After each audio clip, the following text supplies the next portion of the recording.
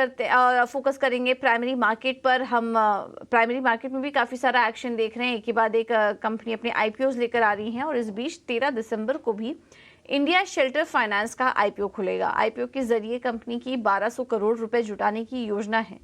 आगे ग्रोथ को लेकर क्या आउटलुक है, इस पर खास बातचीत के लिए हमारे साथ कंपनी के एमडी और सीईओ रुपिंदर सिंह जुड़ चुके हैं। Rupinder ji, thank you so much ET Now Swadesh को समय देने के लिए।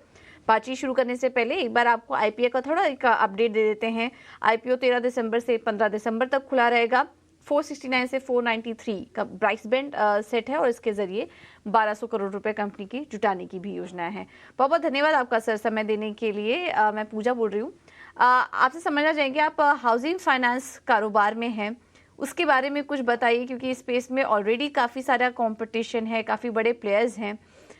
अभी तक किस तरह की ग्रोथ देखी आपने जब से कंपनी फॉर्म हुई है, और आगे को भी अगर ग्रोथ प्लान्स हमारे व्यूअर्स समझना चाहें तो कंपनी के ग्रोथ प्लान्स क्या हैं आने वाले 5 सालों के लिए?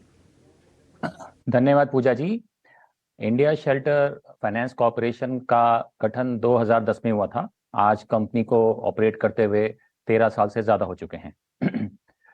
पिछले अगर कुछ सालों की बात करें तो कंपाउंडेड ग्रोथ रेट 40% के लगभग आता है। पिछले मैं कुछ वर्षों की बात करूँ 3-4%। और आज हम 15 स्टेट्स में 200 ब्रांचेज में अपना home loan, mortgage loan customer को दे पा रहे हैं। हमारा जो सेगमेंट है वो कस्टमर है जो 5 लाख से 25 लाख तक का लोन लेना चाहता है, मकान बनाने के लिए या मॉर्गेज लोन के लिए।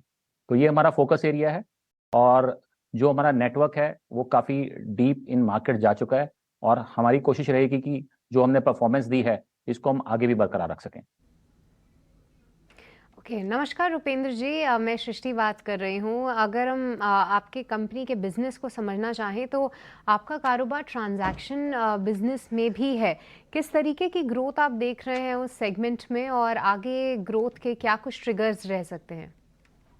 सृष्टि जी, हमारा जो बिजनेस है वो प्योरली रिटेल का है, जिसमें जो एंड कस्टमर है उसको हम होम लोन और लोन अगेंस्ट प्रॉपर्टी देते हैं। इसके अलावा हमने कोई और प्रोडक्ट अभी तक लॉन्च नहीं किया है और ना ही हमारी आने वाले कुछ समय के लिए ऐसी कोई प्लानिंग है।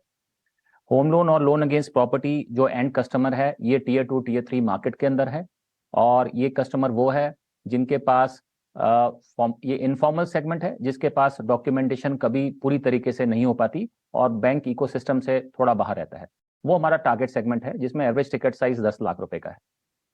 मिस्टर सिंह, बहुत बहुत शुक्रिया अपना बिजनेस सेगमेंट समझाने के लिए। पर मैं एक आपसे, आपके जो डिसबर्समेंट्स हैं उसमें किस तरीके का ट्रैक्शन देखने को मिल रहा है उसके बारे में भी जानना चाहूँगी।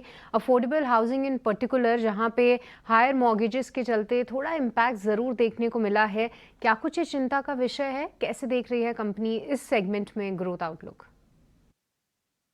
पिछले 3 साल से बिजनेस में काफ़ी कंसिस्टेंसी है। अगर आप कोविड और कोविड के बाद की बात करें, टिपिकली जो मार्केट टीयर 2 टीयर 3 है, जिसमें आज की डेट में कुछ अफोर्डेबल हाउसिंग अच्छा काम कर रही है और ट्रैक्शन भी है मार्केट में। जैसे आप डीपर मार्केट में जाते हैं, कस्टमर के पास एक अवेयरनेस आ रही है जो एंड यूजर है नया घर बनाने के लिए, और उनको पता लग रहा है कि अब वो फाइनेंशियल इंक्लूजन के इकोसिस्टम का पार्ट है। तो हमें जो रिसेंटली देखने को दिखा है, ऑब्जर्वेशन आई है, इसमें ग्रोथ दिख रही है और कस्टमर की तरफ से भी काफ़ी अच्छा रिस्पॉन्स आ रहा है। ओके, आपसे जानना चाहेंगे, क्योंकि आप फाइनेंस कंपनी है और ऐसे में कंपनियों की एसेट क्वालिटी पर काफ़ी नज़र रहती है बाजार की, और हम आपके नंबर्स देख रहे थे, काफ़ी स्ट्रॉन्ग नंबर्स हैं एसेट क्वालिटी के फ्रंट पर।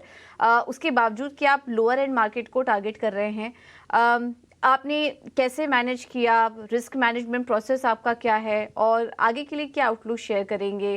क्योंकि हम देख रहे हैं कि दिक्कत भरे माहौल में भी आपने अपनी एसेट क्वालिटी को बरकरार रखा है, तो क्या हम एक्सपेक्ट करें कि कंपनी आगे भी इसे कंटिन्यू रखेगी?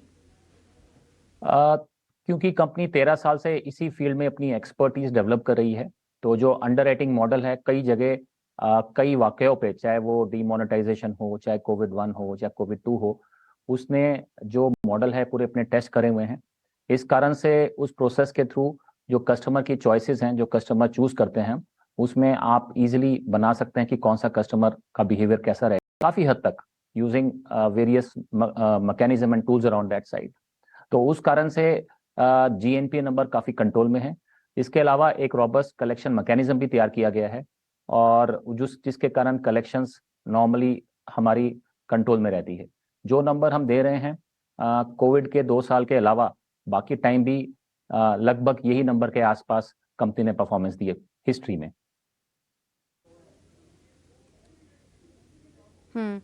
ठीक है सर, बहुत बहुत धन्यवाद आपका समय देने के लिए। आईपीओ के लिए भी आपको ढेर सारी शुभकामनाएं और आगे हम आपसे ऐसे और भी इंटरेक्शन करेंगे। बहुत बहुत धन्यवाद आपका। तो ये थे शेल्टर फाइनेंस के मैनेजमेंट हमसे अपने आईपीओ के और आगे के ग्रोथ प्लान्स के बारे में चर्चा करते हुए।